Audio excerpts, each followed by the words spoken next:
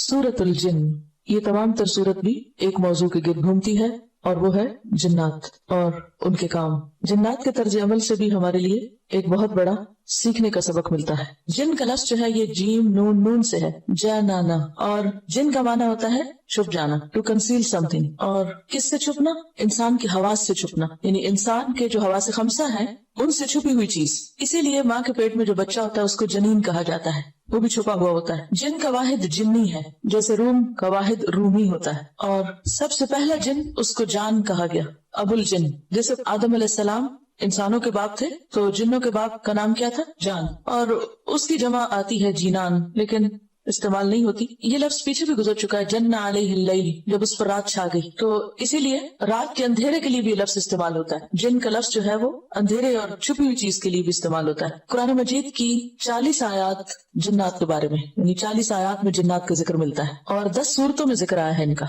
और एक पूरी सूरत इनके नाम से है। जैसे एक सूरत इंसान है तो एक सूरत जिन है। इसलिए जिन्नात के वजूद से इनकार नहीं किया जा सकता। वो भी इंसान की तरह अल्लाह ताला की एक मखलूक है, उनको भी एक महदूद आजादी मिली हुई है, वो भी मुकल्लफ है। नबी सल्लल्लाहु अलैहि वसल्लम की रिसालत इंसानों के अलावा जिन्नात की तरफ भी थी। जब ये कहा गया ना वमा अरसलनाका इल्ला रहमतल लिल आलमीन, तो आलमीन में फिर सिर्फ इंसान नहीं बल्कि जिन भी शामिल है। इसीलिए आप सल्लल्लाहु अलैहि वसल्लम ने जिन्नात के मुतालबे पर उनको कुरान सुनाया। दुनिया की हर सोसाइटी में किसी न किसी शक्ल में जिन का कॉन्सेप्ट जरूर मौजूद, और हर शख्स के पास जिन्नात से मुतल्लिक कोई न कोई कहानी और कोई न कोई कहने की बात जरूर मिलेगी। बल्कि जिन्नात ऐसी मखलूक है जिनसे तारुफ बचपन से ही हो जाता है, यानी बच्चों को बहुत शुरू में ही जिन्नात का तारुफ होता है और आमतौर पर बच्चे एक दूसरे से को तारुफ करा देते हैं और बहुत ही दिलपसंद टॉपिक या मशगला होता है। जिन्नात में आमतौर पर तो नाम जो है वो जिन ही है, लेकिन वो जिन्नात जो घरों में रहते हैं उनका नाम आमिर होता है, आमिर। और जो बच्चों से इंटरेक्ट करते हैं वो अरवाह कहलाते हैं। इसी तरह जो बहुत विकेट है वो शैतान है,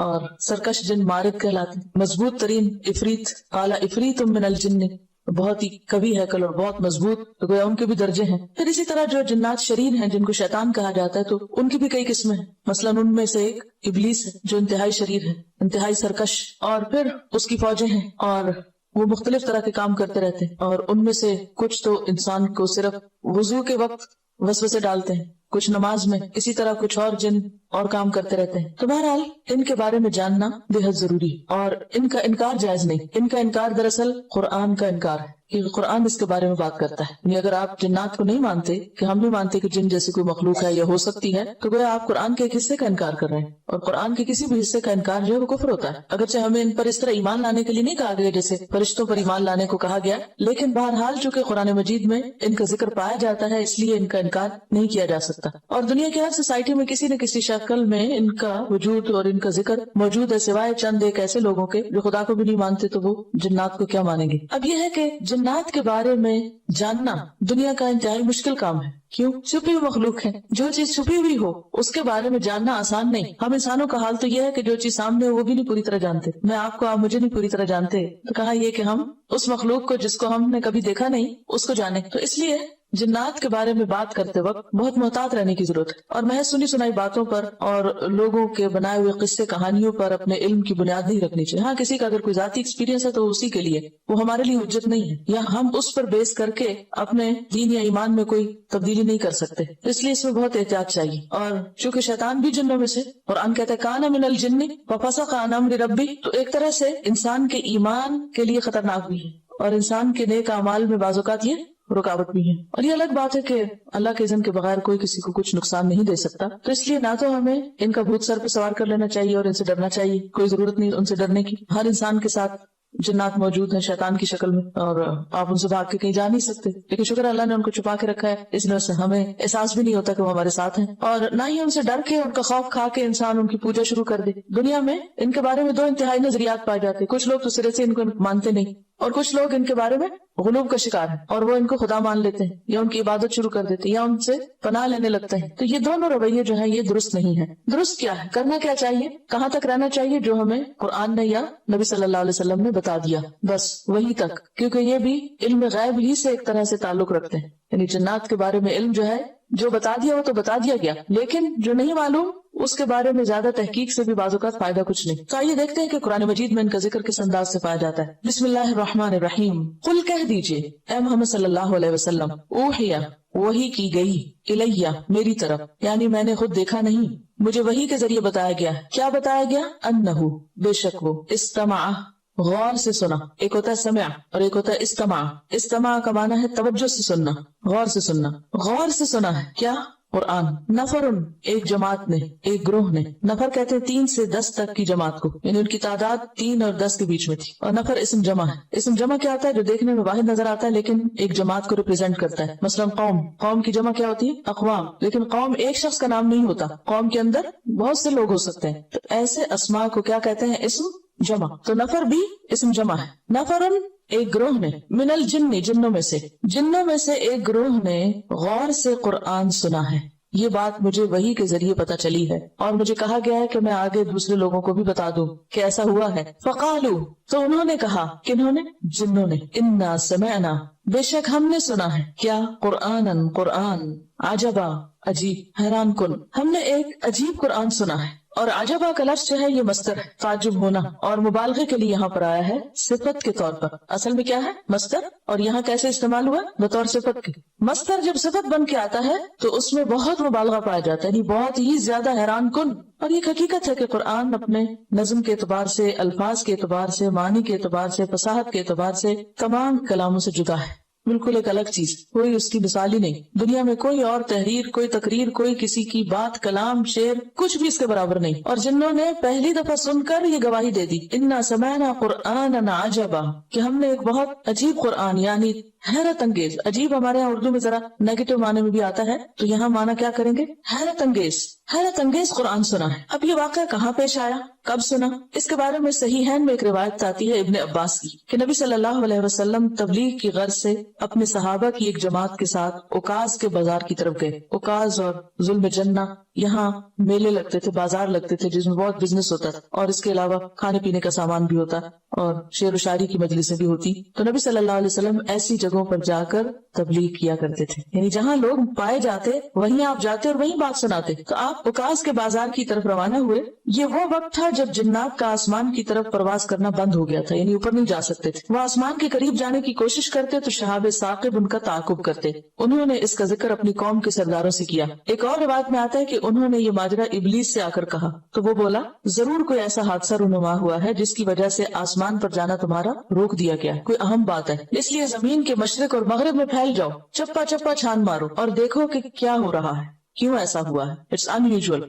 تو اسی تلاش میں جنات کا ایک گروہ اس جگہ سے گزرا جہاں آپ صلی اللہ علیہ وسلم نماز ادا کر رہے تھے اور نماز میں قرآن مجید کی سورت طٰہٰ پڑھ رہے تھے۔ انہوں نے جب یہ سورت سنی تو حیران ہو گئے اور کہنے لگے، بخدا یہی وہ چیز ہے جس کی وجہ سے ہمیں روک دیا گیا تھا۔ پھر وہ اپنی قوم کی طرف گئے اور وہاں جا کر انہوں نے جو سنا تھا وہ سنایا اور جو جانا وہ بتایا اور اپنے ایمان لانے کا بھی اعلان کر دیا۔ یہ واقعہ اس واقعے سے مختلف ہے جس کا ذکر سورۃ الاحقاف میں ہوا ہے۔ سورۃ الاحقاف میں جن جنوں نے آپ کا کلام سنا تھا وہ جن اہل کتاب تھے، کیونکہ وہ حضرت موسیٰ اور ان کی کتاب کا ذکر کر رہے تھے، لیکن یہ جن جو ہیں یہ مشرکین ہیں، جیسا کہ آگے اس صورت میں ان کے کلام سے معلوم ہوگا۔ اور یہ بھی یاد رکھیے کہ نبی صلی اللہ علیہ وسلم کی جنوں سے ملاقات 1 سے زائد بار ہوئی، بلکہ اگر ان روایات کو اکٹھا کیا جائے تو یہ تعداد 6 کے قریب پہنچتی۔ یعنی 6 مختلف ایسے واقعات ہیں جن سے پتہ چلتا ہے کہ آپ صلی اللہ علیہ وسلم سے جنات نے قرآن مجید سنا، اور اس کے علاوہ بھی شاید وہ سنتے ہوں لیکن اس کا ذکر تاریخ میں نہیں ملتا۔ اب کیا ہوا، جن جنوں نے یہ کلام سنا انہوں نے اس کلام کی بہت تعریف کی اور کہا کہ یہ تو بہت ہی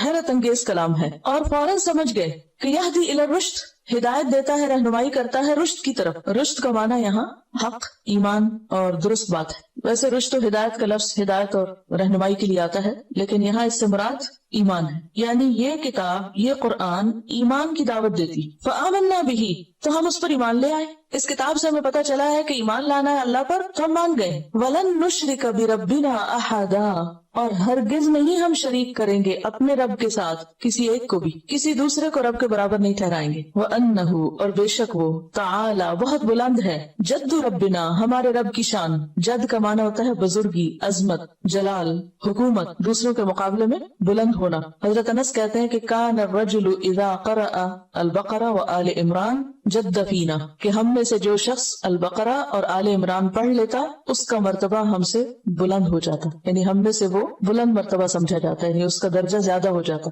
व अन्नहु तआला जद्दु रब्बिना, और ये कि बुलंद है हमारे रब की शान अजमत। मत्तखज़ साहिबतन, नहीं बनाई उसने कोई बीवी। साहिबा का लफ्ज जो है ये साहिब से है। साहिब किसको कहते हैं? साथी को। सोहबत से ये लफ्ज है, साथी, दोस्त। तो बीवी को साहिबा क्यों कहा गया? और हमारे उर्दू में फलां साहिब और फलां साहिबा, तो वो सिर्फ साथी के मानों में, या जैसे हम कहते हैं ना सिस्टर फलान, या आप इस माने में समझिए, यानी ऑनर देने के लिए या इज्जत देने के लिए। और साहिबा का लफ्ज जो है ये इसमें दोस्ती का माना भी पाया जाता है और इज्जत और ऑनर का माना भी। और अरबी में ये लफ्ज बीवी के लिए इस्तेमाल होता है, ज़ौजा की तरह है। और बीवी चूंकि साथी भी होती है, दोस्त भी होती है। तो मत्तखज़ साहिबतन, नहीं उसने बनाया बीवी, यानी अल्लाह की कोई बीवी नहीं है। वला वलदा, और ना कोई औलाद। अल्लाह की न बीवी है न बच्चे हैं, आम जबान में जैसे हम कहते हैं। वो इन चीजों से बहुत ऊंचा है, बहुत बुलंद है। ये इंसानों की कमजोरियां, इंसानों को जरूरत होती है सहारों की, बीवी की, फिर बच्चों की, लेकिन अल्लाह को ऐसी कोई जरूरत नहीं है। इसलिए उसने किसी को अपनी बीवी नहीं बनाया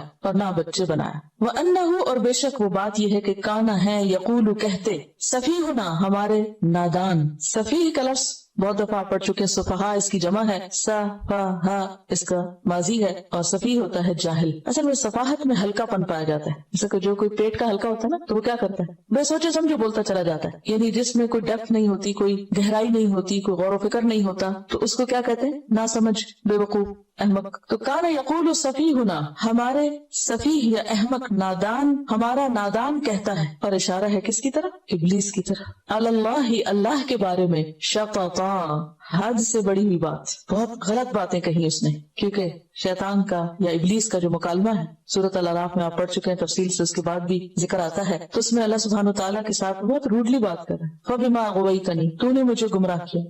और इसी तरह और भी जो बातें करता है वो कोई समझदारी की बातें नहीं। अब देखिए कि जो शख्स किसी की इज्जत करता है वो दरअसल अपनी इज्जत करता है। क्यों कहते हैं कि अपनी इज्जत अपने हाथ में होती। जब आप किसी को इज्जत देते हैं तो दरअसल दूसरे के दिल में अपनी इज्जत और जगह और मकाम बनाते हैं। और अगर आप किसी की बेइज्जती करने पे तुल जाएं तो दरअसल अपनी इज्जत को भी नीलाम कर रहे होते हैं। तो यहाँ पर इब्लीस ने जो कुछ, अल्लाह सुब्हान व तआला की शान में, इतनी बुलंद है उसकी शान, जिसका ये इतराफ भी कर रहे हैं, ताला जद्दु रब्बिना। और हम भी हर नमाज में शुरू में जो दुआ पढ़ते हैं उसमें अल्फाज अदा करते हैं, व ताला जद्दु का इकरार करते हैं कि अल्लाह तेरी शान बहुत बुलंद है। तो यहाँ भी अल्लाह की शान तो बुलंद है, लेकिन जो लोग अल्लाह की अजमत नहीं पहचानते, अल्लाह की कदर नहीं जानते, वो अल्लाह के बारे में नारवा बातें करते हैं। और ऐसे सारे लोग क्या हैं? नासमझ है। और सबसे पहले इस नासमझी का सबूत इब्लीस ने दिया था, क्योंकि फरिश्ते तो बहुत अदब एहतराम के साथ बात कर रहे थे अल्लाह ताला। वनहनु नुसब्बिहु बिहम्दिका व नुक़द्दिसु लक, इसके मुकाबले में इब्लीस ने गलत किस्म की बातें की। तो चूंकि यहाँ सफीह वाहिद है,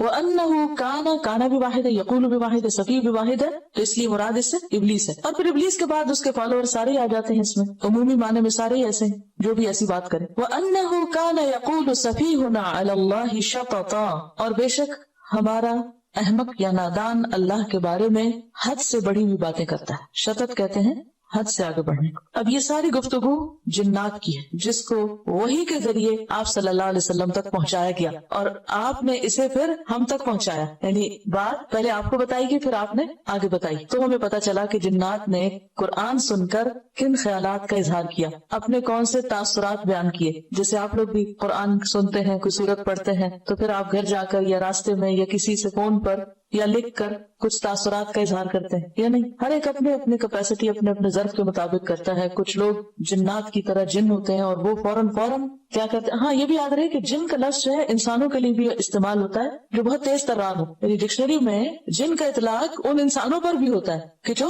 बहुत तेज काम करे और बहुत एक्टिव हो और बहुत अनथक काम करें और यानी बहुत कुव्वत हो जिनमें। तो कुछ इंसान होते हैं जिन्नात की तरह, और उनको कहते भी फलां शख्स तो जिन है, जिन्नों की तरह काम करता है। तो जैसे मलाइका के बारे में एक तासुर है, बहुत नेक और शरीफ होते हैं, इसी तरह जिन्नात का एक तासुर है कि बहुत कुव्वत वाले होते हैं और बहुत होशियार होते हैं और तेज होते हैं और जल्दी काम करते हैं और बहुत ज्यादा काम करते हैं। और वाकई आप देखें कि पहली दफा कुरान सुन के सारा मतलब समझ गए और उसकी गहराई में पहुंच गए और उसकी मुराद समझ गए, और फिर अल्लाह सुब्हानहू तआला को उनकी बात इतनी पसंद आई कि वो बात, वो तासुरात آگے بیان کیے گئے اور پھر ہم تک پہنچائے گئے. تو ایک اچھی بات جو ہوتی ہے، یعنی بیسیکلی کیا ہے، یہ قرآن کے بارے میں جنات کے خیالات کا اظہار ہے، یا قرآن کی تعلیم کے بارے میں. تو اس سے یہ بات بھی پتہ چلتی ہے کہ قرآن سن کے سو نہیں جانا چاہیے، اور جو باتیں دل میں آئے انہیں دل میں نہیں رہنے دینا چاہیے، انہیں لکھ دینا چاہیے، بول دینا چاہیے، تاکہ پھر وہ ہمارے پارٹ پر ہمارا ایک حصہ بن جائے اللہ کی بات کو آگے پہنچانے کا. تو یہاں پر آپ دیکھیے کہ اس پارے کا 29ویں پارے کا جو مرکزی مضمون ہے وہ کیا ہے؟ دعوت اللہ. اور دعوت اللہ کا اسلوب کیا ہونا چاہیے، میتھڈالوجی کیا ہونی چاہیے،